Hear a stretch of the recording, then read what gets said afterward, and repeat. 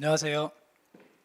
웰페이스에서 관세일표 상품학 과목을 진행하게 될 이명철 관사라고 합니다. 반갑습니다. 참 온라인을 통해서 인사를 드리게 되었는데 참 어수선한 세상이고요. 전대미문의 세상입니다. 눈에 보이지 않는 바이러스 때문에 여러분들 시험도 세 달씩 연기가 되시고 또 여러분들뿐만이 아니고 전 세계 이 세상의 모든 사람들이 많이 코로나 때문에 굉장히 힘들어하고 있고요. 저희 관세사 업계에서도 수출도 안 되고 수입도 줄고 정말 많은 산업과 생활에서 많이 어려움을 느끼고 있습니다. 그래서 이번에 이제 이런 상황을 고려해서 저희가 이제 좀 갑자기 상황과 어울리진 않지만 이 코로나 바이러스와 품목분류에 대해서 어떻게 연구를 해보고, 연구까지는 아니겠지만 우리가 생각을 해보면서 수험적으로 어떤 거를 챙겨야 될 것인지에 대해서 강의를 준비하게 되었습니다. 그래서 코로나로 인해서 지금 많이 힘든데 언젠가 바이러스가 잡힐 겁니다. 잡힐 거고요.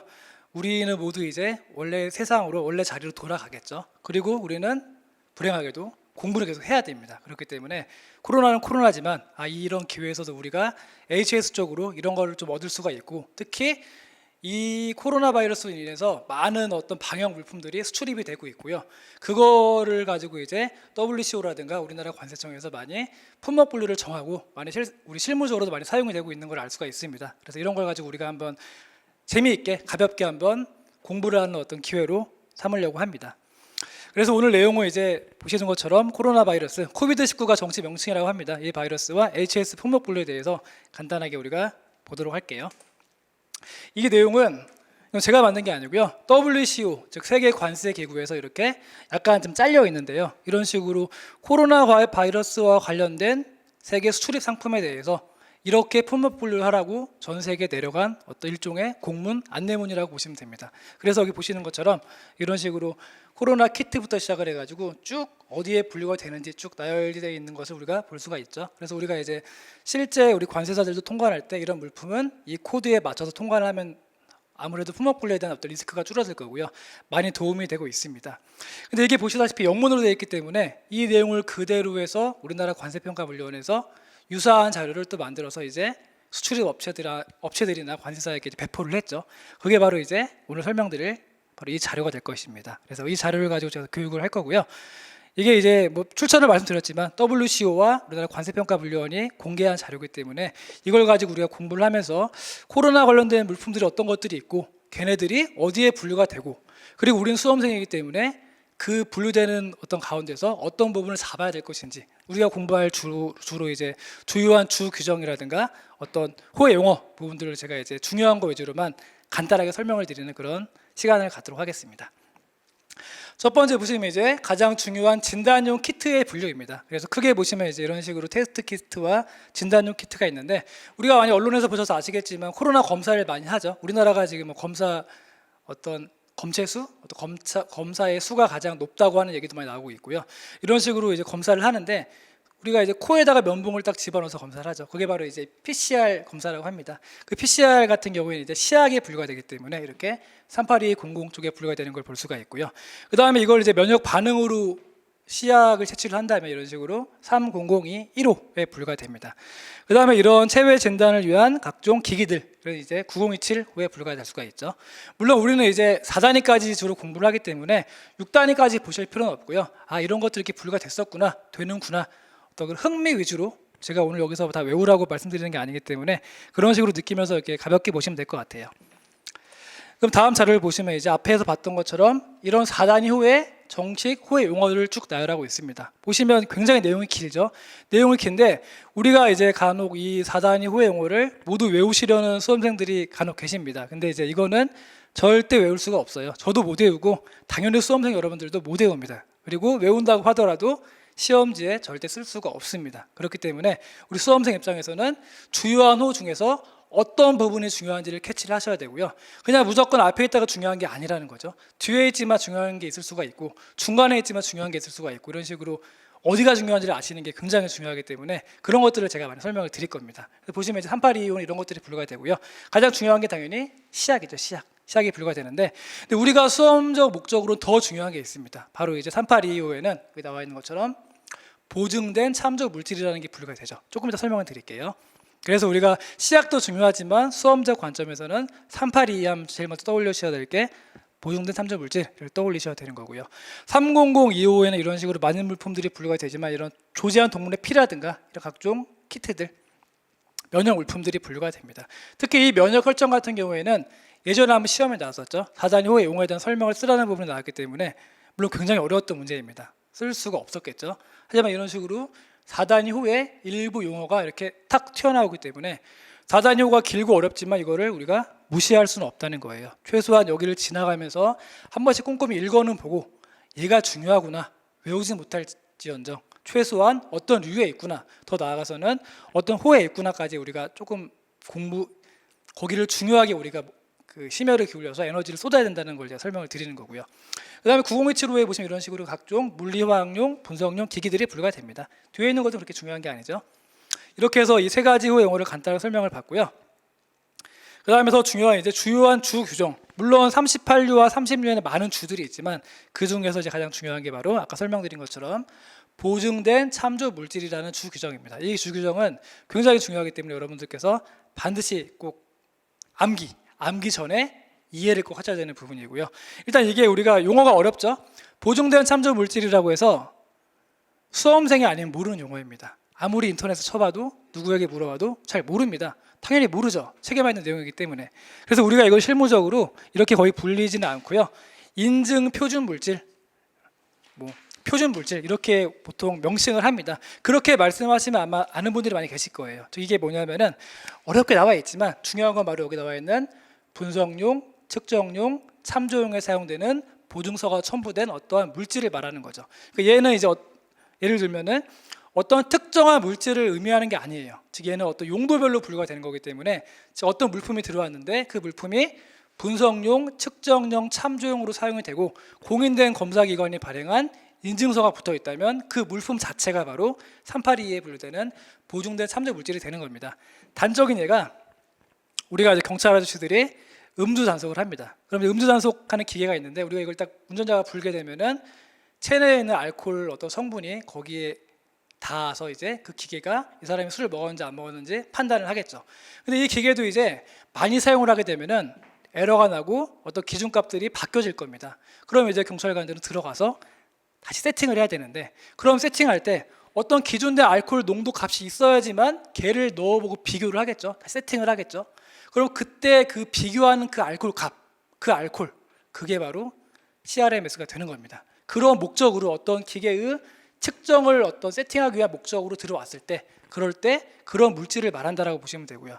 또 어떤 우리 설비 기계에서 무언가를 자르는데 절단을 하는데 많이 절단하다 보니까 이제 오차가 생길 겁니다. 그럼 다시 한번 이제 이 기계의 어떤 오차율을 줄여줘야 되는데 그 무언가 어떤 값이 있어야지만 줄여주겠죠. 예를 들어서 반도체를 자르는 기계가 있을 때 반도체에 들어간 어떤 실리콘 물질이 있다. 그 실리콘 물질도 아무 사이즈나 이 기계의 어떤 측정 값을 정하는 데 들어가면 안 되기 때문에 아주 공인된 기관에서 발행한 인증서가 첨부된 특정한 딱 실리콘이 있다라고 한다면 그 실리콘을 바로 이제 CRMS라고 하는 겁니다. 그런 식으로 이건 어떤 특정한 물질을 말하는 게 아니고 어떤 용도 기능별로 사용되는 그런 어떤 관념적 개념이기 때문에 그런 거구나. 특히 이 분석, 측정, 참조용으로 사용될 목적으로 보증서가 들어가 있는 물질을 말하는구나. 이렇게 꼭 기억하시면 될 것 같고요. 그 다음에 중요한 거 최우선 분류입니다. 물론 28, 29를 제외하지만 3825가 38류 안에서는 가장 우선적으로 분류가 된다라는 내용까지 꼭 기억하시면 될 것 같습니다. 아직 출제가 안 됐죠. 이 부분은 38류에서도 중요한 게 상당히 많지만 그 중에 하나이기 때문에 꼭 우리가 이번 기회에 정리를 하실 기회로 삼았으면 좋겠습니다. 두 번째 볼게요. 두 번째는 이제 각종 보호용 의류와 이와 유사한 물품의 분류이죠. 첫 번째 보시면 이제 얼굴이나 눈을 보호하는 어떤 물품들이 쭉 나열되어 있습니다. 첫 번째는 마스크, 직물제 마스크는 630790 기타 방진용 섬유의 제품이 분류가 되는 그쪽 호로 분류가 되고요. 그 다음에 여기 나와 있는 어떤 필터가 부착된 마스크, 이 마스크는 이제 이런 게 아니고요.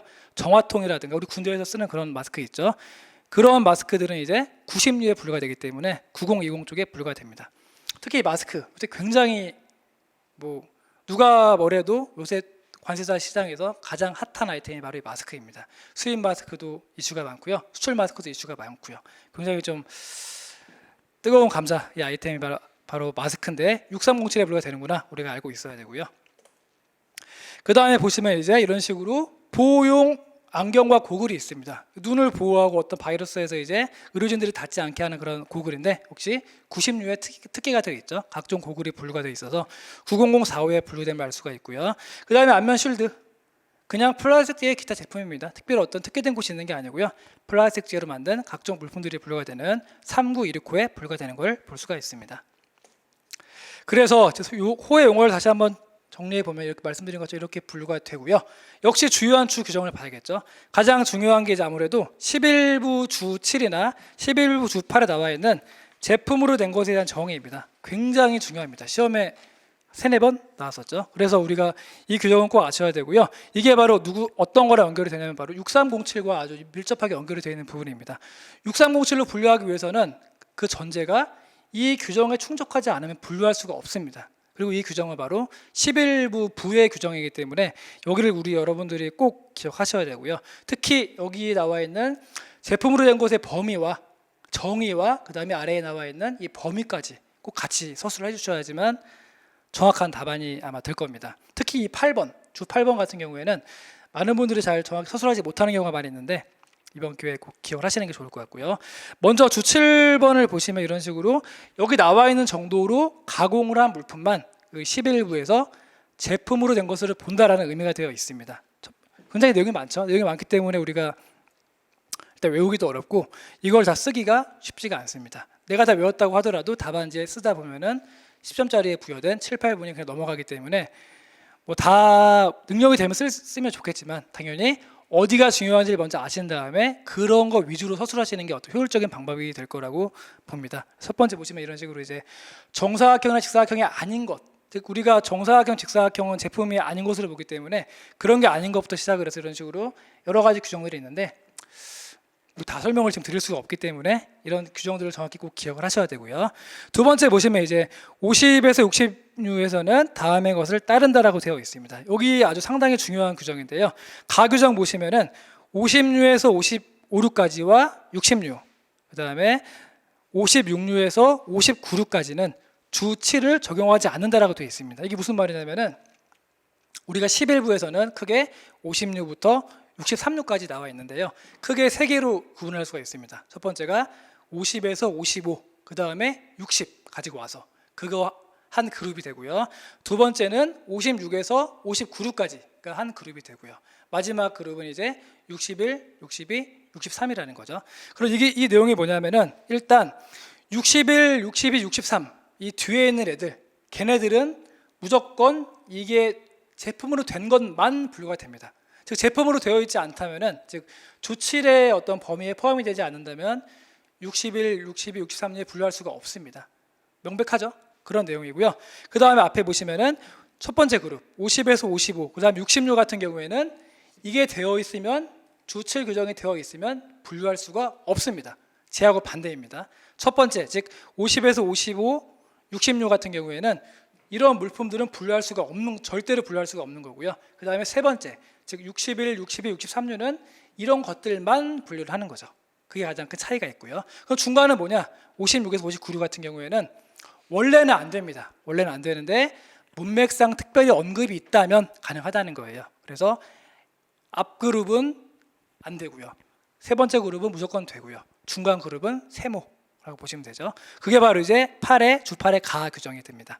그냥 중요하죠. 별거 아닌 것 같은데 얘랑 꼭 같이 서술을 하셔야 되는 거고요. 얘만 쓰면 뭐 만점을 할 수가 없겠죠.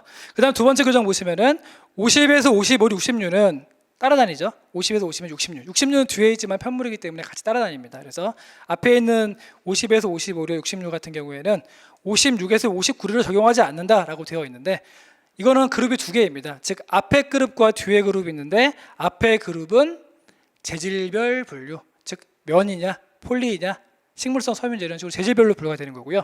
뒤에 있는 그룹은 용도별, 기능별 분류입니다. 우리가 AC에서 공부할 때 재질별 분류와 용도, 기능별 분류가 아주 많이 나오고 있죠. 그 중에 하나인데요. 즉 재질별 분류와 용도, 기능별 분류가 서로 부딪혔을 때 어떻게 분류하느냐라는 규정이죠. 정답은 뒤로 간다.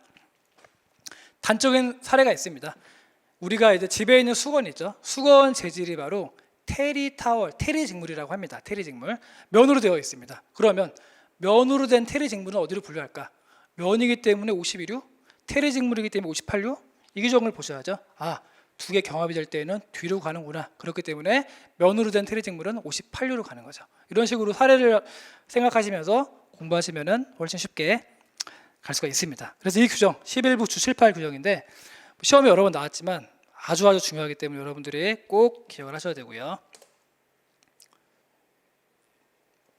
두 번째 보겠습니다. 이번엔 장갑류였습니다. 아까 앞에 있는 건 이제 마스크라든가 어떤 안면 부위를 보호할 수 있는 물품이라고 한다면 두 번째 이제 장갑류인데요. 기본적으로 장갑류는 재질별 분류하시면 되겠습니다. 그래서 플라스틱제는 3916, 고무는 40류, 또 고무 40류. 침투 도포시킨 편물이기 때문에 61류, 아래는 이제 직물이기 때문에 62류로 보시면 되고요. 그래서 재질별 분류이기 때문에 특별한 내용은 없죠. 역시 사단의 호행어를 보시면 이런 식으로 나와 있습니다. 특별한 내용은 없으니까 넘어가도록 하겠고요. 그리고 여기서 또 중요한 부분을 체크를 해보셔야 되는데, 근데 여기 같은 경우에는 이제 어떤 호해 용어와 관련된 주규정보다는 61류와 62류의 전반적인 내용을 한번 제가 짚어드리고 넘어가려고 합니다. 일단 61류와 62류는 의류가 분류가 되는데 여러분 보면 아시겠지만 다 규정이 똑같습니다. 다 똑같죠. 그러나 다 똑같지만 물론 이제 슈트, 앙상블, 스키슈트, 유아용 의류라든가 남녀 의류의 구분같이 똑같은 규정들이 대부분이지만 그런데 나와 있는 것처럼 어떤 규정은 61류에만 있고 어떤 규정은 62류에만 있는 것들이 있다는 거죠. 여기가 또 예전에 시험에 한번 출제가 됐었습니다. 그래서 수험생 여러분들은 공통적인 것들은 그대로 외우고 그 다음에 각각 편물에만 있는 규정, 직물에만 있는 규정 나눠가지고 따로따로 공부하실 필요가 있고요. 대표적으로 보시면 여기 1번부터 틀리죠. 61류에는 바로 편물이 분류되기 때문에 여기 보시면은 61류 주일에는 이 류에는 편물만 적용한다라고 언급이 되어 있습니다. 62류에는 당연히 직물만 분류되기 때문에 여기 보시면 이런 식으로 편물은 제외한다라고 되어 있죠. 물론 예외가 하나 있습니다. 6212호에 해당되는 여성용 속옷류는 편직물 여부를 불문하고 무조건 6212로 가는 건데 걔를 일단 제외하고 기본적으로 61류는 편물제, 62류는 직물제가 분류된다라는 것이 이제 주 1 규정이고요. 그 다음에 다 똑같고요. 주 61류 주 4에 보시면은 셔츠의 분류라고 되어 있네요. 셔츠의 분류. 그렇죠? 얘는 편물에만 있습니다. 61류에만 있는 규정이에요. 61류 주 5 같은 경우는 티셔츠의 규정이 있는데 역시 61류에만 있는 규정이고요. 그 아래 보시면 이제 이런 스카프 규정이 있는데 얘는 바로 62류에만 있는 겁니다. 그래서 셔츠와 티셔츠, 셔츠는 제가 입고 있는 게 셔츠고요. 티셔츠는 여러분들이 집에서 입고 계시는 잘 때 입는 편한 그게 티셔츠가 되는데 이 주 규정도 굉장히 중요하죠. 시험에 한두 번씩 출제가 됐었고요. 근데 보시면 이런 식으로 주규정에 중요한데 주규정에는 이렇게 여기에서 제외되는 거, 여기에서 제외되는 거, 포함하지 않는 것만 규정이 되어 있습니다. 그러면 정작 중요한 셔츠가 무엇인지, 티셔츠가 무엇인지는 바로 어디에 있느냐? 해설서에 있다는 거죠. 즉 호해설에 나와 있습니다. 그래서 우리가 보통 주와 호의 용어가 관세사 HS 공부의 주요한 공부 범위라고 생각을 하지만 해설서를 또 볼 땐 보셔야 됩니다. 그래서 해설서가 또 양이 굉장히 많은데 어디까지 봅니까? 많이 질문하시는 분들이 많이 있는데 제가 항상 말씀드린 것처럼 1순위는 주와 관련된 해설서는 꼭 보셔야 된다는 게 저의 맨날 말씀드리는 어떤 중요한 내용이고요. 그렇기 때문에 여기 같은 경우에도 서술을 하려면 물론 이 규정도 중요하지만 그 전에 셔츠가 뭔지 티셔츠가 뭔지 일단 내용을 쓰고 얘를 기술하는 게 훨씬 자연스러운 답안이 되겠죠. 그럼 걔는 어디에 있느냐? 해설서에 있다는 거예요. 그래서 우리가 공부할 때 간단한 해설서 같은 경우는 주는 아니지만 우리가 꼭 암기하셔야 될 필요가 있는 거고요. 이렇게 이제 우리가 정의를 쓰고 이렇게 분류가 된다면 얘네들은 셔츠에 분류할 수 없기 때문에 해당하는 곳으로 가라라고 규정이 되어 있죠. 몇 개만 좀 볼까요? 허리 아랫부분에 주머니가 있는 의류 이런 것들은 이제 우리가 외우기도 하셔야겠지만 그냥 외우는 것보다는 연상을 하시는 게 좋습니다. 그래서 내가 옷을 입고 있다고 생각을 하면서 허리 아랫부분에 주머니가 있네? 얘는 일단 그러면 가디건이 되겠구나, 어떤 자켓이 되겠구나 해서 여기서 빠지는 거고요. 그 다음에 의류 밑부분에 고리진 허리단이나 조이는 부분이 있는 의류, 밑에 어떤 고무 밴드 같은 게 들어가 있어서 이렇게 좀 조이는 그런 옷들 아시죠? 그런 게 있다고 한다면 일단 이쪽은 아니구나, 셔츠는 아니구나 라고 생각하시면 되고요. 그 다음에 여기 보시면 적어도 10cm 곱하기 10cm 사이에 이런 스티치 수가 10개 미만의 의류, 이 말은 곧 굉장히 짜임이 엉성한 의류를 말하는 겁니다. 눈에 보인다는 거예요. 10개 10개 들어가 있는 게. 그건 뭔가요? 니트죠, 니트. 가디건이라든가 저지, 풀오버로 분류가 되죠. 그렇기 때문에 이쪽으로 가지 말아라 라고 얘가 되어 있어요. 그리고 6105에도 보시면은 소매가 없는 의류는 포함하지 않는다. 이 소매가 없대요. 그럼 어디로 갈까요? 셔츠입니다. 아니, 티셔츠입니다. 티셔츠나 싱글니트, 소위 말하는 나시티가 되겠죠. 그쪽으로 분류한다라고 얘가 언급을 하고 있고요. 티셔츠 마찬가지입니다. 얘도 티셔츠도 마찬가지로 항상 해설서에 있는 정의와 그 다음에 여기 나와 있는 주규정을 같이 서술하시면 좋은 내용이 될 것 같습니다. 스카프 같은 경우에는 내용이 어렵지 않기 때문에 그냥 넘어가도록 할게요. 그래서 이렇게 61, 61호에도 중요한 규정들이 상당히 많고요. 실제 출제 확률도 많이 높기 때문에 우리가 꼭 정리를 하시고 공부를 하셔야 됩니다.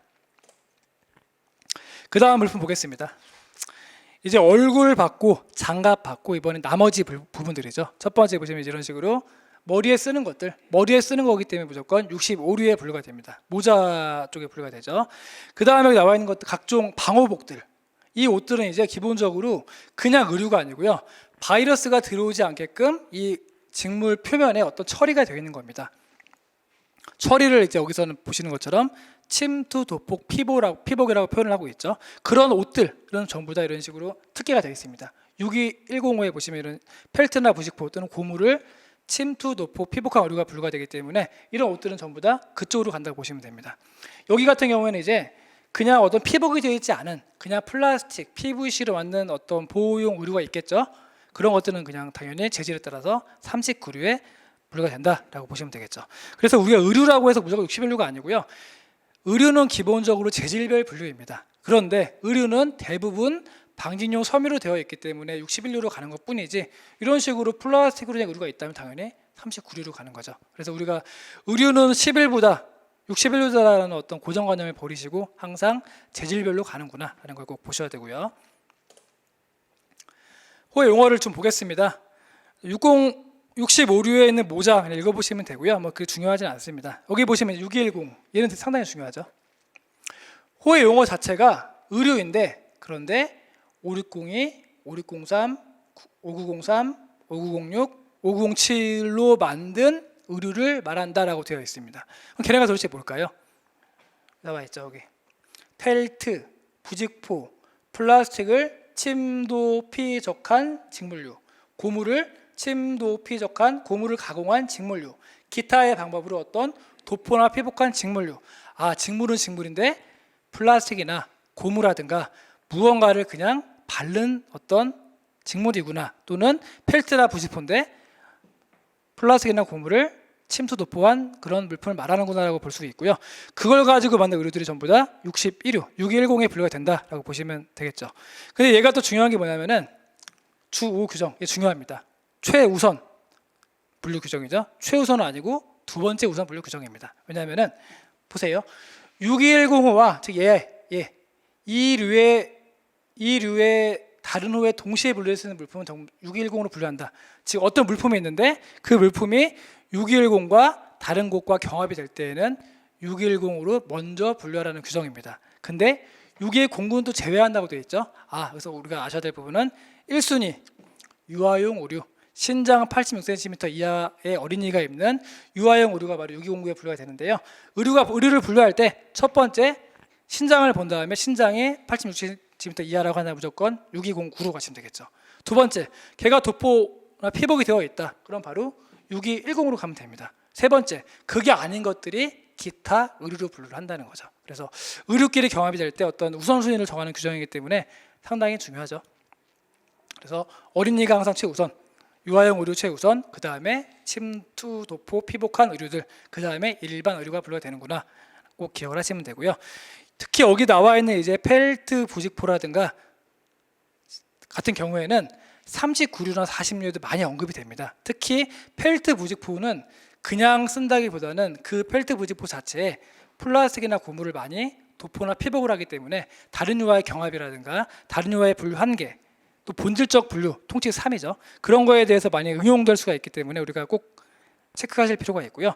특히 또 5903 이런 거 같은 경우 있죠. 플라스틱을 도포, 침투, 피복한 의류 같은 것들, 이런 게 대표적인 게 뭐냐면 우리가 등산 갈 때 소위 말하는 고어텍스 어떤 기능성 옷을 입죠. 그게 왜 기능성인가요? 의류에 플라스틱이 침투되거나 도포가 되어 있기 때문에 물이 새지가 않는 거죠. 그런 의류들이 전부 다 이 50 그런 의류의 직물들이 바로 59 59035에 분류가 되는 거고요. 그다음에 여기 뭐가 분류될까요? 이 바지 같은 거 어떤 바지는 구김이 안 갑니다. 그냥 아무리 앉아 있어도 펴지죠. 왜 펴질까요? 직물에다가 아주 얇게 고무를 발라 놓은 겁니다. 그런 것들에 분류가 되죠. 링클프리. 아주 실생활에 많이 사용이 되는 그런 직물들인데 그냥 이름을 보니 잘 와닿지가 않습니다. 그래서 HSS 과목은 보면 별게 없고요. 다 우리 실생활에 있는 그런 물품들이 상당히 많기 때문에 그런 거와 이 규정을 같이 결합해서 보시면은 그냥 보는 것보다 훨씬 규정들이 좀 재밌죠. 그래서 그렇게 공부하시는 게 일종의 좀 이왕 할 공부를 재밌게 하는 어떤 요령이라고 볼 수가 있을 것 같습니다. 세 번째, 온도계. 온도계는 이렇게 9025에 둘 다 분류가 됩니다. 분류가 되고요. 보시면 이제 호의 용어에 이렇게 액체 비중계와 이런 물품들이 분류가 되고요. 온도계 특기가 되어 있네요. 특별한 어떤 수험적으로 중요한 부분은 아니기 때문에 그냥 넘어가도록 하겠습니다. 그 다음에 이제 우리가 90류에서도 중요한 규정들이 크게 두 개가 있습니다. 특히 다기능 기계, 복합기계, 그 다음에 기능단위 기계, 그리고 어떤 기계의 부분품과 부속품의 분류인데 이 내용은 제가 90류에 언급을 하고 있지만 원래 출처는 84류죠. 16부에서 가장 중요한 내용이고요. 그런데 90류 조3이 이렇게 16부 내용을 적용한다라고 되어 있기 때문에 90류엔 달랑 한 줄만 나와 있지만 당연히 이 복합기계, 다기능 기계, 기능단위 기계의 어떤 내용을 우리가 공부를 반드시 하셔야 될 필요가 있습니다. 제가 아까 전에 그 해설서 얘기를 살짝 드렸었는데 여기도 마찬가지입니다. 주규정 별로 안 되죠? 그런데 우리가 보시면 아시겠지만 이거 하나를 가지고 50점짜리를 쓰라고 많이 출제가 됐었습니다. 특히 복합기계, 기능단위 기계를 가지고 3줄밖에 안 되는데 50점 어떻게 쓰느냐? 못 쓰죠. 써야죠. 어떻게 쓰냐면은 당연히 해설서 규정을 끌어와야 됩니다. 여기도 마찬가지로 규정은 달랑 이거밖에 없지만 해설서에 보시면은 특히 복합기계 같은 경우에 동일 동상 프레임, 동일 하우징, 또 어떤 사례들 A 기계와 B 기계, 예를 들어서 종이 접는 기계와 인쇄 기계가 결합이 돼서 어떻게 분류하는지라든가 이런 식으로 많은 사례들이 나와 있기 때문에 결합의 정의라든가 그런 부분이 해설서에 정리가 되어 있어서 이 규정을 근거로 해서 플러스 해설서를 하셔가지고 최소한 한 페이지를 쓸 수 있게끔 우리가 준비를 하실 필요가 있습니다. 특히 또 기능단위 기계 같은 경우에는 굉장히 많은 사례들이 있죠. 해설서에 보시면 그런 사례가 실제로 5개 쓰세요라는 문제가 많이 출제가 됐었고요. 그렇기 때문에 여기도 마찬가지로 사례를 꼭 쓰셔야 되고요. 그 다음에 기능단위 기계의 가장 중요한 점은 여러 가지 기계가 상호 배관이나 케이블로 연결되어 있지만 그 전체가 본질적인 기능을 함께 한다면 다 같이 분류를 하지만 그런데 그 기능단위 요소 중에서 몇 개가 본질이 아니라면 걔는 떼버립니다. 그런 아주 특이한 규정이 있죠. 그것도 역시 바로 해설서에 나와 있기 때문에 걔를 안 쓰면 이 문제에 대해서 핵심을 빼먹은 겁니다. 아주 중요한 규정이거든요. 그래서 우리가 해설서가 이런 걸 보시면서 상당히 중요하구나. 즉 많은 부분을 다 볼 수는 없지만 꼭 취할 곳들은 취해야 되겠구나라는 걸 꼭 알 수가 있을 것 같고요. 그래서 제가 뭐 여기를 자세하게 설명드릴 수는 없겠지만 지금 시간 관계상 이 다기능 기계, 복합기계, 기능단위 기계 규정은 너무나 중요하기 때문에 각각 준비를 좀 하셔야 될 필요가 있을 것 같아요. 시험에 많이 나왔습니다. 또 나올 수 있어요. 이 부분은. 왜냐하면 낼 게 없기 때문에. 그리고 84, 85, 96가 87류까지, 88류까지, 89류까지 어떤 이 기계 산업 쪽이 HS 이 범위의 상당한 부분 차지하고 있기 때문에 이 문제는 어떻게 나와도 연계를 시킬 수가 있는 부분이라는 거죠. 뭐를 내고 얘를 내고 얘를 내고 걔를 내고 이런 식으로 조합을 한다면 무궁무진하게 문제를 만들 수가 있습니다. 그래서 아주 중요하니까 여러분들이 완벽히 준비를 꼭 하실 필요가 있습니다. 그 다음에 부분품도 마찬가지입니다. 이 규정 보시면은 16부랑 거의 똑같습니다. 똑같은데 물론 여기서는 약간 그 부분품 집단 분류가 없기 때문에 조금 더 내용은 조금 줄여서 나와 있긴 한데 부분품의 규정은 크게 3가지죠. 많이 나와 있지만 단순화 시켜보면은 첫 번째 특혜된 거 제외, 그렇죠? 어떤 물품이 그 기계의 부분품인데 일단 그 물품 자체가 어디에 특혜가 돼 있어. 그럼 글로 가면 됩니다. 통식일에 따라서. 그 첫 번째 규정이고요. 두 번째, 특혜된 데가 없어. 그런데 그 부분품이 얘의 전용 주로 사용이 되네. 그러면 그냥 걔랑 같이 분류하면 됩니다. 또는 걔들만 분류하는 집단 분류가 있습니다. 8485류에는 그런 호들이 있는데 거기로 분류하거나 둘 중에 하나죠. 같이 분류하거나 아니면 집단 분류에 분류하거나 그래도 분류할 수가 없어. 그러면 여기 나와 있는 것처럼 기타, 분품의 기타 9033, 8487, 8548로 분류하시면 되죠. 내용은 많지만 그게 다예요. 그 내용을 이렇게 여러 개 복잡하게 서술한 것 뿐이기 때문에 이런 식으로 큰 틀을 보시고 하나하나 접근해 가시면은 부분품 규정도 크게 어렵지가 않게 우리가 공부할 수가 있을 것 같습니다. 그래서 96 규정이지만 사실상 16부 규정이고요. HS에서 가장 중요한 어떤 기계의 분류라든가 부분품과 부속품의 분류의 규정을 우리가 꼭 준비하시면서 공부를 하셔야겠습니다.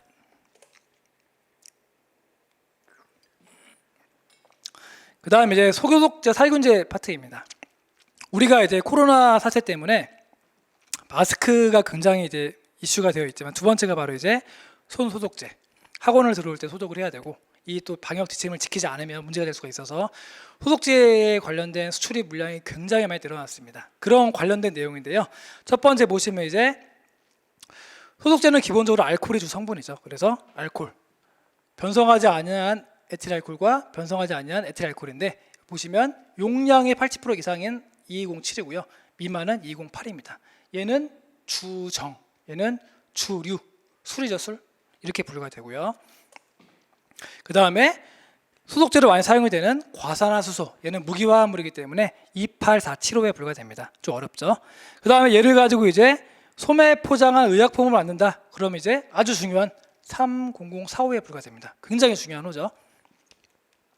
혼합용, 혼합 여부를 불문하고 일정 투여량 소매용으로 만든 의료용품들이 분류가 됩니다. 이쪽에 분류가 되고요. 그 다음에 이 소독제와 과산화수소 같은 걸 가지고 이제 각종 소독용 조제품들을 만들 수가 있습니다. 그런 것들은 전부 다 3808호에 분류가 됩니다. 종류가 굉장히 많죠. 다 보시면은 3808, 3808 다 분류가 되죠. 여기서 우리가 이제 그냥 이걸 보실 게 아니고 꼭 우리가 수험적으로 체크해야 될 부분이 하나 있습니다. 바로 소매 포장한, 그리고 소매 포장된, 여기는 그런 말은 없지만 이 그림을 보시면 소매 포장된 겁니다. 소매용 물품이라는 게 그냥 바로 소비자에게 판매할 수 있을 어떤 사이즈와 용량으로 만들어 놓은 것을 소매 포장이라고 하죠. 소매 포장이 굉장히 중요합니다. 6부에서 제일 중요한 내용 중에 하나이죠. 그래서 조금 설명을 드릴게요. 그런 것들이 분류가 되고요. 그 다음에 이제 각종 어떤 가열 장치들, 왜냐하면 바이러스를 살균하려면 어떤 열 처리를 해야 되기 때문에 그런 어떤 증기나 끓는 물의 열 처리 장치들은 전부 다 8419에 분류가 됩니다. 이렇게 볼 수가 있고요. 그러면 내용이 굉장히 많은데 한번 호행호를 쭉 보겠습니다. 아까 설명드린 것처럼 각종 알코올들이 이쪽에 분류가 되고요. 용량에 따라 차이가 나죠. 그 다음에 이제 2847에는 과산화수소가 분류가 되고 그 다음에 3054 의약품이 분류가 되는데 의약품이라고 쓰면 틀립니다. 더 중요한 거는 의약품인데 혼합 여부를 불문하고 상관하지 않으며 그 다음에 일정 투여량 소매용으로 한 것, 이게 바로 정답이 되는 거죠. 그래서 30045를 서술할 때 의약품 틀린 거예요. 의약품 가로 열고 혼합 여부 불문 일정 투여량 소매용의 것을 써야지만 정답이 되는 겁니다. 3003은 반대죠. 혼합한 것만 분류가 되고 일정 투여량 소매용은 또 제외를 합니다. 그런 식으로 이 뒤에 있는 내용이 훨씬 중요한 거기 때문에 그냥 아무 생각 없이 의약품 하시면 안 된다는 거예요. 그 다음에 나와 있는 38085 뭐 쭉 나와 있는데 살충제 등등등 제일 중요한 내용은 바로 소매용 포장이나 소매용 모양이나 포장을 한 각종 살충제 등이 중요한 거죠. 여기서 말하는 무슨 쥐약 이런 게 중요한 게 아닙니다. 살충제 등인데 소매용 포장으로 한 게 중요한 거라는 거죠. 8419는 참고하시면 되고요. 그래서 여기 6부에서 아까 설명드린 것처럼 가장 중요한 내용 중 한 개가 바로 이제 여기 나와 있는 주2 규정입니다. 주2 규정. 즉 6부에서 이제 뭐 손꼽힐 정도로 중요한 규정인데 즉 일정 투여량 소매용 물품의 분류에 대한 규정입니다. 그래서 이제 이 규정은 굉장히 특이한 규정입니다. 우리가 단적으로 볼 수 있는 게 바로 좋은 사례가 하나 있는데 이거 보세요. 같은 과산화수소예요. 그렇죠? 근데 이런 식으로 소위 말통, 드럼통 크게 수입을 하면 즉 벌크상으로 한번 들어와서 또 소분을 해야 됩니다. 다시 작은 통에 옮겨 담아야겠죠. 이렇게 이제 벌크로 들어온 즉 소매용 포장되어 있지 않다면 일로 분류가 되죠. 그냥 주 성분에 따라서.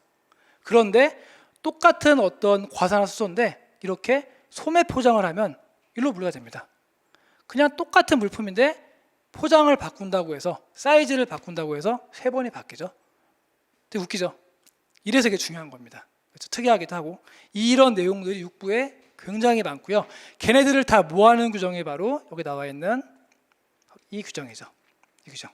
그래서 우리가 어떤 HS 코드가 바뀌려면 물품의 본질적 성격이 바뀌어야 되는데 본질 성격은 바뀌지 않고 단순히 포장을 바꾸는데 3번이 바뀌는 아주 특이한 규정. 그게 바로 이제 일정투여량. 일정투여량은 보통 이제 의약품에 사용이 되는 어떤 용어고요.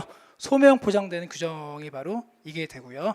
대표적인 물품들, 의약품, 의료용품들, 그 다음에 일정투여량의 어떤 소매형 포장의 염료, 안료, 착색제, 330, 3부터 330 7까지 소매형 포장의 어떤 화장품이나 두발용 제품들 그런 것들. 그 다음에 3506 소매형 포장한 접착제, 3707 소매형 포장한 사진용 화학조 제품, 3808 아까 봤던 것처럼 소매용 포장한 살균제 등들이 분류가 됩니다. 그래서 가장 중요한 거는 소매형 포장, 가장 중 키워드고요. 아주 중요한 규정이고 다 호혜 용어 전부 다 암기하셔야 됩니다. 그래서 이렇게 중요한 것들을 절대 놓치시면 안 되고요. 그 다음에 그 아래 규정도 중요하죠. 얘는 갑자기 왜 나왔냐면은 이 8419호가 바로 여기 언급이 됩니다. 그래서 기본적으로 이렇게 주에서 언급하고 있는 호혜 용어는 좀 중요하구나. 특히 84류에 많은 호혜 용어들이 있는데 그거 다 못 외웁니다. 못 외우기 때문에 최소한 주에서 한번 등장을 하면 걔는 조금 유심히 볼 필요가 있다는 거예요. 이 규정 한번 보겠습니다. 84류에도 굉장히 많은 물품들이 분류가 되는데 크게 얘는 두 종류로 나눠집니다. 앞단이 바로 이제 8401호부터 8424호까지고요. 8401, 8424, 8486까지. 아까 전에 우리 방진호 설명할 때 50에서 55, 66 했던 것처럼 얘는 똑같죠. 8401부터 8424, 그 다음에 8486. 거기가 앞단이고요. 뒷단을 보시면 이제 8425부터 8480까지 나눠져 있습니다. 크게 두 개로 구분이 되고요. 앞에 있는 애들 바로 이 기계의 기능별 분류입니다. 그 기계의 본질이 무엇인지, 그 기능의 그 기계의 주요한 기능이 무엇인지에 따라서 분류를 하는 게 바로 이제 앞단이고요. 뒷단은 이 기계들이 어떻게 사용이 되는지 산업 용도별 분류가 되겠습니다. 그래서 크게 보시면 섬유랑 똑같죠. 앞에는 섬유 쪽은 재질이었지만 이제 기능별 분류, 뒤에 있는 경우는 이제 어떤 용도별 분류, 산업별 분류라고 볼 수가 있어요. 그래서 어떤 기계가 똑같이 앞에랑 뒤랑 경합이 됐을 때 어디로 분류하느냐 그 내용입니다. 어디로 갈까요? 당연히 기능으로 갑니다. 기능. 용도가 아니고 기능입니다. 이거는 이렇게 외우시면 편합니다. 사람의 본질은 안 바뀝니다. 좀 맞는 예가 될지 모르겠지만 아무리 사람이 직업을 바꾸고 환경이 바뀐다고 하더라도 그 사람의 본심은 안 바뀐다는 거거든요. 기계 똑같습니다. 그 기계의 기능은 똑같아요. 하지만 그 기계의 그 기능을 다른 산업에서 사용한다고 하더라도 그 기능은 안 바뀐다는 거죠. 그런 걸 생각하시면서 기능이 우선이구나. 기능과 뒤에 있는 용도 산업의 경합이 된다면 당연히 기능이 우선하구나. 사람의 본심은 안 바뀌는구나. 이렇게 좀 어거지지만 이렇게라도 해서 암기를 하시라는 거예요. 그렇게 해서 이 규정을 좀 기억하시면 좋겠고요. 아주 중요한 규정입니다. 그런데 예외가 있죠. 즉 앞에가 원칙이죠. 기능별과 산업별이 경합했을 때는 앞으로 분류하는 게 원칙인데 그런데 항상 예외들이 있습니다. 그게 바로 이제 이 8419죠. 예외. 그게 원칙인데 그런데 8419는 예외야. 이런 것들은 예외야. 이 내용입니다. 8419는 보신 것처럼 여기 나와 있죠. 각종 가열, 어떤 열을 가해서 작동을 하는 그런 기능을 하는 그런 기계인데 그런데 이 8419가 이 뒤에 있는 가나다라마 이런 애들하고 경합이 될 때에는 원래는 8419로 분류해야 되는데 그렇지 않고 이렇게 뒤쪽으로 간다는 거예요. 그 말은 즉 이 가나다라마는 열을 가해서 어떤 뜨거운 것을 이용해서 만드는 기계들이구나라는 걸 알 수가 있겠죠. 한번 보세요. 발화용 기기, 불황기 양육기, 뜨겁게 열을 가해서 계란을 까서 병아리를 부화시켜주는 그런 기계들. 가습기, 열을 가하죠. 열을 가해서 어떤 습기를 가해주는 거고요. 당즙 추출용 침출기, 말이 어렵지만 녹즙기입니다. 즙을 짜야 되는데 그냥 짜지나요? 열을 가해야죠. 그다음 네 번째 보시면 이제 각종 열 처리용 기계라고 되어 있습니다. 다 공통점이 어떤 열을 가하는 거죠. 마지막 거 볼까요? 마지막 게 좀 어렵죠. 말이 깁니다. 어쩌고 되어 있는데 중요한 거는 온도의 변화가 작동에 의해서는 필수라고 할지라도 기능은 종속적인 거. 이게 뭔 소리야? 그냥 사례를 하나 암기를 하세요. 어떤 밸브가 있습니다. 이 밸브는 온도가 60도가 넘어가면 열립니다. 그렇게 만들어진 거예요. 그럼 그 생각을 해보세요. 이 밸브의 주 기능은 밸브죠. 잠갔다 열었다 하는 게 주 기능이에요. 그런데 걔는 온도가 올라가면 열립니다. 아, 온도의 변화가 작동에 의해서 필수적이구나. 온도가 60이 넘어가자면 열리는구나. 그렇지만 그 기능, 밸브를 열고 잠기는 어떤 흐르는 물을 열고 닫는 그 기능의 입장에서 봤을 때는 온도는 그냥 종속적인 거죠.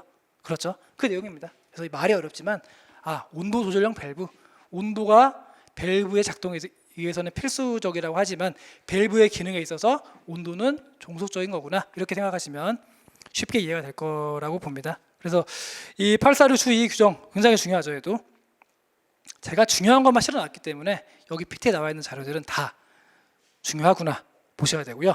혹시 이게 저 내용이었구나, 몰랐구나, 그렇게 하니까 이해가 되네라고 느끼셨다면 좋은 거죠. 저는 그걸 의도하고 제 강의를 찍는 거기 때문에 그런 식으로 항상 HS는 규정 자체를 그냥 보시면 재미가 하나도 없습니다. 항상 이 규정의 속뜻을 알고 이게 이렇게 적용이 되는 거구나, 이런 산업에 사용이 되는 거구나, 이런 어떤 약간의 흥미와 재미를 가지시면 훨씬 더 이해가 잘 되고요. 규정이 암기가 된다는 거죠. 그냥 외워봤자 안 외워집니다. 절대로. 그래서 그런 것들을 꼭 기억하시면서 우리가 공부를 하셔야 될 필요가 있습니다. 그 다음에 이제 거의 다 됐죠. 기타 의료용 장비들 보겠습니다. CT 촬영기 902에 분류가 되고요. CT는 이제 MRI랑 다르게 어떤 X선으로 촬영하는 거기 때문에 엑스레이 기기가 분류가 되는 902에 분류가 되어 있고요. 그 다음에 안에 들어보셨죠? 에크모 장치라고 해서 코로나 중환자들이 이제 에크모 장치를 달았네라고 이제 언론에 나오는데 나와 있는 것처럼 혈액을 쭉 빼서 산소를 공급하고 다시 집어넣는 그런 장치들 901 8호에 분류가 됩니다. 그 다음에 인공호흡기 9019, 기타 산소 흡입 기기들 9019에 분류가 되죠. 그 다음에 각종 환자 모니터링 장비들 9018에 분류가 됩니다. 그래서 뭐 이렇게 쭉 호의 용어를 기록해 놨고요. 근데 96 같은 경우에는 90335까지 있는데 그렇게 호의 용어에서 챙겨야 될 부분이 많지는 않기 때문에 여기를 다 외우시라고 제가 말씀드리지 않습니다. 그냥 그렇구나 넘어가면 될 것 같고요. 그 다음에 주규정 같은 경우에도 제가 중요한 주규정 아까 전에 다 복합기계, 다기능 기계, 기능다른 기계, 그 다음에 부분품 규정을 설명드렸기 때문에 96에서 뭐 중요한 부분은 그 정도만 보시면 될 것 같고요. 여기는 이제 보시면은 특이한 게 하나 있습니다. 이렇게 해설서 총설인데요.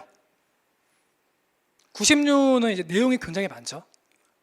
96도 그렇고요. 84, 85 다 그렇습니다. 이렇게 이제 호의 분류 체계가 굉장히 많은 어떤 류 같은 경우에는 친절하게도 해설서에 이렇게 잘 요약을 해놨다는 거죠. 우리가 여기를 준비할 필요가 있겠죠. 만약에 96를 준비하는데 90335를 다 호용을 다 외우고 있다. 물론 그것도 틀린 건 아니지만 가능하면 이런 거 아주 잘 요약이 되어 있죠. 얘를 외우시면 좋죠. 8485도 마찬가지입니다. 그렇기 때문에 우리가 호용어가 굉장히 많은 곳 같은 경우에는 많은 류 같은 경우에는 해설서에 이렇게 잘 내용들이 정리가 되어 있으니까 한번 이런 것들도 우리가 읽어보시면 좋을 것 같고요. 또 여기 보시면 재밌는 규정 하나 있습니다. 맨 아래 규정, 해설서 규정인데요. 보세요. 96에는 일반적으로 정밀 기기들이 분류가 되는데 그런데 약간의 예외가 있다. 즉 정밀하지 않지만 정밀도와 관련이 없지만 96에 분류가 되는 기계가 있다라는 거죠. 예를 들어서 보호용 고글, 아까 봤죠? 그냥 단순히 눈을 보호하는 고글인데 걔는 어떤 도수가 들어간 것도 아니고 어떤 정밀 기기와 관련이 없습니다. 하지만 96에 분류가 되죠. 그 다음에 단순한 확대경, 확대치기 아닌 잔망경, 눈금자, 그냥 집에 있는 자, 걔는 그냥 뭐 센티미터밖에 안 나와 있기 때문에 전혀 정밀도랑 관계가 없죠. 이런 것들, 학교용 자, 장식적인 습도계, 이런 것들은 전혀 어떤 정밀한 기계와 관련이 없는데도 96에 분류되기 때문에 좀 특이한 규정이라고 보시면 되고요. 만약에 문제가 좀 어렵게 나올 수가 있죠. 해설서에서 96에서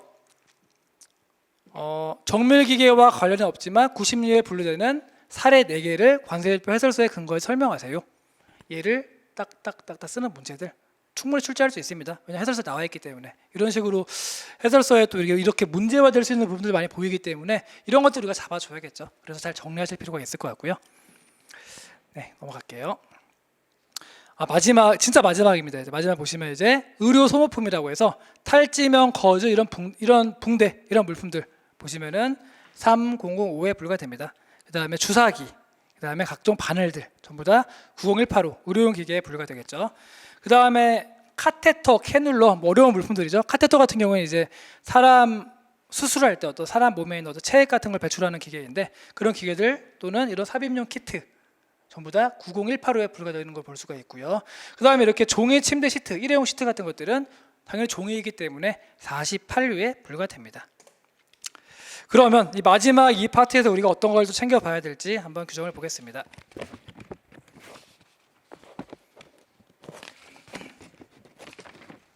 보시면요. 일단 3005호 아까 전에 우리가 3003이랑 3004는 봤는데 얘도 중요하죠. 즉 30류 같은 경우에는 3006호까지 나와 있는데 3003, 4, 5, 6 다 중요합니다. 그래서 호의 용어를 정확히 암기하실 필요가 있고요. 특히 3005를 보시면은 많이들 실수하시는 게 모의고사 같은 거 볼 때 3005호의 호의 용어를 쓰면서 그냥 탈지면, 거즈, 붕대 넘어가는 거죠. 맞을까요? 틀린 겁니다. 왜냐하면 끝까지 보세요. 탈지면, 거즈, 붕대 이와 유사한 제품인데 근데 제품으로서 의료물질을 도포, 침투시킨 것이라고 되어 있죠. 결론은 그냥 거즈는 여기 분류하시면 안 된다는 거예요. 거즈에 어떤 약품이 처리가 되어 있거나 어떤 의료용 물질들이 도포가 되어 있는 그런 의료용 거즈만 분류가 되는 거지 그냥 딱 앞에만 보고 탈지면 3005 틀린다. 탈지면 워딩이죠. 워딩 펠트, 무지 펠트 워딩입니다. 5601에 분류가 됩니다. 근데 여기 나와 있는 것처럼 이렇게 의료물질을 도포한 탈지면이라고 한다면 3005호에 분류가 되는 거예요. 그래서 여러분들이 많이 헷갈리시는 거 그냥 바쁘고 힘들다 보니 호의 용어를 앞에만 보고 써버리는 거 큰 실수이죠. 그래서 이런 것들 꼭 체크하셔야 되고요. 대표적인 게 저런 게 있죠. 어렵지만 히토류 금속의 무기 또는 유기화합물 걔는 2846입니다. 그런데 히토류 금속만 쓰는 거예요. 히토류 금속은 2805죠. 히토류 금속과 히토류 금속의 무기 유기화합물은 완전 틀린 거예요. 그렇죠. 근데 이제 앞에만 보고서 2846의 호용어를 쓰는데 그냥 히토류 금속의 무기 유기화합물이 훨씬 중요한 거 뒤쪽에서 중요한 거거든요. 이런 식으로 우리가 호용어를 볼 때 이제 어디가 중요한지를 아셔야 되는데 그런 부분들을 많이 수험생들이 좀 놓치시는 게 있기 때문에 잘 체크를 하셔야 되고요. 그 다음에 이제 48185에도 또 하나 체크할 게 있습니다. 보시면은 48185는 뭐 그렇게 많이 보시는 부분은 아닌 것 같긴 한데 여기 보시면 이렇게 화장지와 이런 종이들인데 근데 폭이 35cm 이하인 것에 한한다라고 되어 있죠. 여기 보시면 똑같은 게 또 있습니다. 즉 48류 주 8번에 보시면 이런 식으로 48류에는 어떤 사이즈별 규정이 있는데 4803부터 4809에는 큰 거, 즉 어떤 제품화를 시키기 전에 원지라고 하죠. 원지. 아주 큰 사이즈의 종이들이 분류가 됩니다. 즉 폭이 36cm를 초과하고 한 편이 36cm를 초과하는 그런 소위 말하는 큰 종이들 우리가 주변에서 볼 수 없는 그런 큰 종이들이 이쪽에 분류가 되고요. 그리고 이제 여기에 분류되지 않는 것들은 전부 다 이 센티미터가 이하라고 보시면 되는 거예요. 그래서 대표적인 게 화장지가 되죠. 화장지. 집에 있는 화장지는 당연히 조그만 거기 때문에 48185에 분류가 되겠죠. 하지만 똑같은 화장지인데 공장에서 쓰는 큰 것들은 바로 여기 4803호에 분류가 됩니다. 이런 식으로 이제 48류에는 사이즈 규정을 꼭 기억하셔야 되고요. 얘가 바로 이제 주 8번이고요. 그 다음에 또 재밌는 게 하나 있습니다. 보시면은 58류의 거즈. 갑자기 거즈가 왜 나왔을까요? 얘랑 좀 연관이 되는 거예요. 보시면은 5803의 거즈의 정의부터 설명을 드릴게요. 이 규정도 보시면 내용이 되게 어렵습니다. 그냥 보시면 뭔 말인지 전혀 이해가 안 되죠. 보세요. 직경사, 입경사, 교정, 교착 뭐 어쩌고 아주 내용이 어렵습니다. 그런데 이거를 잘 보시면은 일단 직물이라고 하는 것은 경사와 위사가 가로 세로 하나 건너 하나 올라가면서 짜여진 직물을 말합니다. 거기까지 아시죠? 그렇기 때문에 거즈라는 건 이제 이 경사가 두 개가 되어 있는 거예요. 그래서 하나를 지경사라고 하고요, 하나를 입경사라고 합니다. 이 두 개가 있는데 얘네들이 꼬여 있죠. 꼬여서 이제 고리를 만들어 있어요. 그 고리를 가로인 위사가 통과해서 짜여진 직물을 바로 거즈라고 한다. 이 그림 그대로입니다. 보시면 이게 거즈를 확대한 거거든요. 보시면은 직경사와 입경사가 교정 교착 어려워요. 꼬아서 루프를 만들고, 루프는 고리입니다. 루프를 만들고 이 루프 사이를 경사가 통과해서 짜여진 직물을 바로 거즈라고 한다라고 주규정이 바로 그거죠. 그래서 보시면 거즈는 직경사와 입경사로 구성되고 걔네들이 반회전, 1회전, 2회전 이상의 회전을 해서 고리를 만들고 그 고리에 위사가 통과해서 짜여진 직물을 말한다. 그게 바로 이제 거즈의 정의가 될 겁니다. 그래서 깔끔하게 정리가 되죠. 그런데 여기 해설서에 보시면 아주 재밌는 게 또 하나 있어요. 보시면은 거즈에는 주로 붕대와 드레스 제조용에 사용이 되는 평 조직에 엉성하게 짜여진 직물은 포함하지 않는다. 이게 무슨 말인가요? 우리가 집에서 다쳤을 때 거즈를 바릅니다. 그 거즈를 말하는 거예요. 집에 가서 한번 보세요.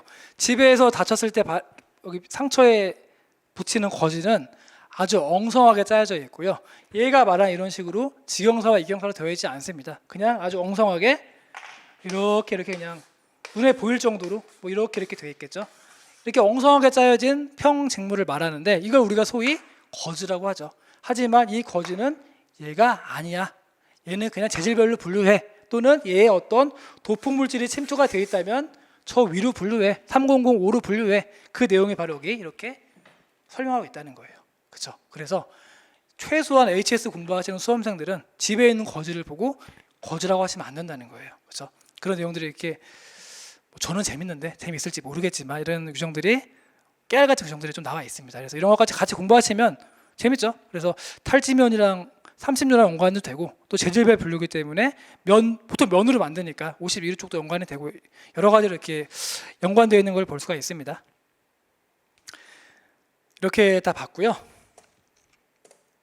네, 그래서 이제 오늘 온라인 특강인데 굉장히 좀 빨리 시간을 제가 1시간을 맞추기 위해서 좀 빨리 진행을 했는데 그 코로나 관련된 물질들의 품목 분류를 좀 알아봤습니다. 알아보면서 이제 어떤 부분이 중요하고 어떤 것들을 우리가 체크해야 되는 걸 제가 간단하게 설명을 드렸는데 저는 항상 말씀드리는 게 HS 공부할 때 많은 분들이 어려워합니다.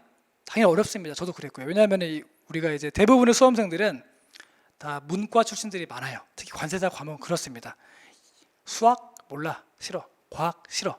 그냥 사회나 국어나 이런 걸 좀 관심 있던 분들이 많이 관세사 공부를 하는데 근데 그렇기 때문에 이 HS라는 과목은 딱 책을 봤을 때 굉장히 어떤 거부감이 심해집니다. 특히 28, 29를 보게 되면 이제 정신이 없죠.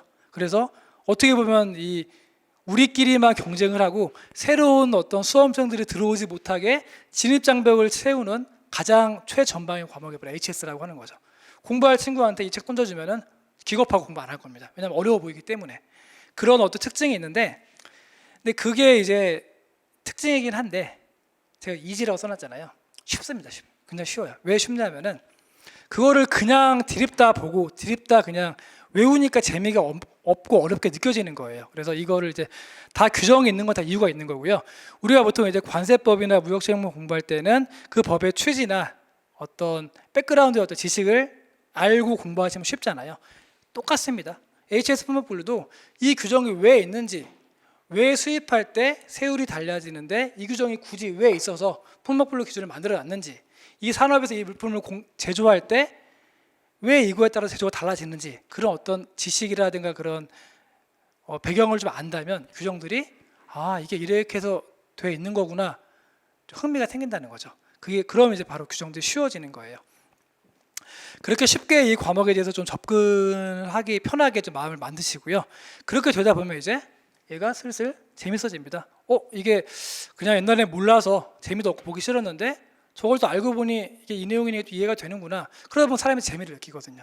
공부하다 보면 재밌어지고 계속해서 보다 보면 이제 드디어 얘가 써지는 거죠. 왜냐하면 HS는 소위 썰이 안 되거든요. 외우지 않으면 못 씁니다. 그건 왜 그러냐면은 배경 지식이 없고 그냥 외웠기 때문에 못 쓰는 거예요. 근데 우리가 무역 실무는 대충 씁니다. 왜 그럴까요? 아무리 외우지 않았지만 대략적인 무역에 대한 썰은 풀 수 있거든요. 관세사 수험생이라면. 바로 그 차이인데 HS도 마찬가지예요. 그냥 보면 모르지만 얘를 배경 지식을 알고 이해를 하면은 썰이 풀어진다는 거예요.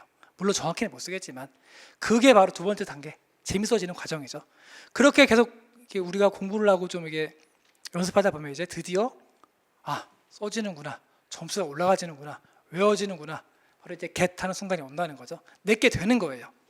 그러면 이제 얘는 범위가 굉장히 적죠. 다른 과목에 비해서. 지금 우리가 모르기 때문에 책이 두꺼워 보이고 어려워 보이는데 다 따지고 보면은 보통 주가 뭐 해마다 주가 개정될 때마다 바뀌긴 하지만 대략 HS의 주 규정이 450여 개 안팎입니다. 근데 여기서 버릴 거 버리고 뺄 거 빼고 우리가 수험생들이 답안지에 쓸 수 있는 것만 취한다면 이 중에서 절반으로 줄어듭니다. 물론 분량의 차이는 있을 거예요. 그렇게 줄어들고 거기에서 나오는 거예요. 문제가 이상한 데서 안 나옵니다. 당연히 HS 문제는 주, 호용어, 해설서에만 나오는 거기 때문에 양이 굉장히 줄어든다는 거죠. 그렇게 되면 얘가 이제 이해가 되고 쉬워지고 써지면은 분량도 적기 때문에 고득점화가 되고 시험 합격한 분들이 HS가 제일 쉬웠어요. 전력 과목이었습니다. 라는 말이 본인도 할 수 있게끔 된다는 거예요. 물론 이상적인 얘기긴 하지만 그렇게 접근하면 아무래도 지금 공부하시는 것보다는 훨씬 쉽게 공부할 수 있으니까 제가 일종의 팁을 설명을 드리는 거고요. 제가 이제 그런 거를 제가 많이 느꼈고 또 강의할 때 그런 걸 많이 준비를 했기 때문에 여러분들이 HS가 어려우신 분들은 정말 쉽고 재미있게 또는 이제 이지, 펀, 겟 할 수 있게끔 제가 도와드릴 테니까 이 강의를 통해서 많이 여러분들이 이 과목을 전력 과목화 삼으시고요. 이 어수선한 코로나 상황에서 시험이 3달이나 늦춰졌지만 꼭 합격하셔가지고 좋은 결과가 있기를 기대를 하겠습니다. 오늘 그럼 특강을 이대로 마치도록 하겠습니다. 고맙습니다.